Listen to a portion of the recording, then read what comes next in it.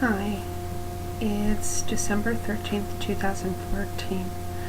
I know it's been a while since I've updated. I have a tendency to wait a while until something new happens. Well, something new did happen. You know how I've said that I have trouble swallowing? Well, I've learned the reason why. Specifically with my swallow, when you swallow, you're supposed to have a flap that's supposed to close off the airway so you don't, so you don't inhale your food, no pun intended. With that, they call it dysphagia. I'm not able to swallow. Well, they took a swallow study, which they're literally recording as I'm swallowing barium with cracker, barium with water, and literally seeing where it goes.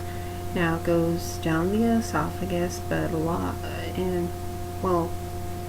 starts going down the esophagus, and the rest tries to go down the air pipe. Now, with liquids, it has a tendency to go down the air pipe and not spit back up. With like applesauce, it goes down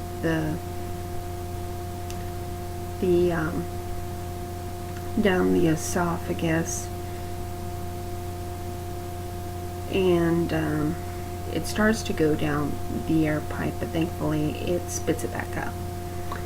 With liquids, like thin liquids, I have to specifically sit straight up when I eat or drink. When I eat or drink, I need to take at least about a teaspoon at a time, which is very difficult. Because when you like food, and it's not a little teeny tiny bite. And that's what I have to do. So when I do that, if I have trouble swallowing, I have to keep my chin down to my chest and swallow. What this does is gives a direct path down the esophagus and not to the air pipe. Now with this, they call it dysphagia. Now what dysphagia is, of course, is trouble swallowing. There are many different possibilities of issues, but for me it's just my flap's not closing. So they're going to take me to a speech pathologist, or send me to a speech pathologist, and that speech pathologist specifically will be trying to help me exercise my throat so that that flap finally starts closing and stays closed for the period that I'm trying to eat, so I don't inhale my food, no pun intended on that, because it's not fun to choke. There's two examples that I have that were recent. Had a small little section of orange, bit into it, the juice went directly down my air pipe, and it choked and coughed. Another one, I had a hard-boiled egg, ate it, chewed it up, swallowed it, thought all was fine. So I did mine, I took my pill, and it was time for me to get my husband his. So I'm getting his pill, setting it up, all that, and all of a sudden, can't breathe in, can't breathe out, and hacking and choking, and scared because my eyes are watering, and I'm like, I can't breathe, I can't do anything. And after a while, I finally was able to cough it up, thankfully, because my husband was patting my back and everything else. After that, I've been trying to keep my bites small, because that's what they say is small bites, small sips, no straws. With dysphagia, it is known with MS. It is known with other autoimmune diseases like Parkinson's and things like that. With all that fun stuff, as I said, I was having trouble swallowing before. My pulmonologist said that I had pseudobulbar palsy, which is pretty close to the same thing, except for you choke on your saliva and everything else, and it's not a good path to go down. So I refused that one. But there are times where I'm like, well, was he right? Was he wrong? But we all have our bad days. I just want to know, do any of you have dysphagia? Do you have troubles breathing where you can't breathe in, you can't breathe out? Your breath is literally stuck.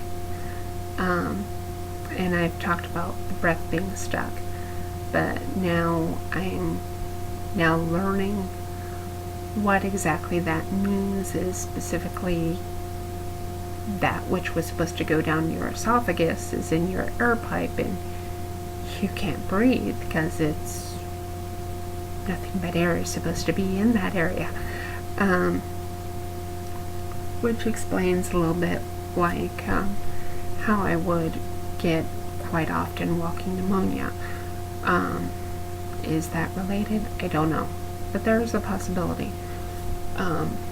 With that, the other thing that can be related is GERD, gastro reflux disease. With gastrointestinal, can't even say it, GERD.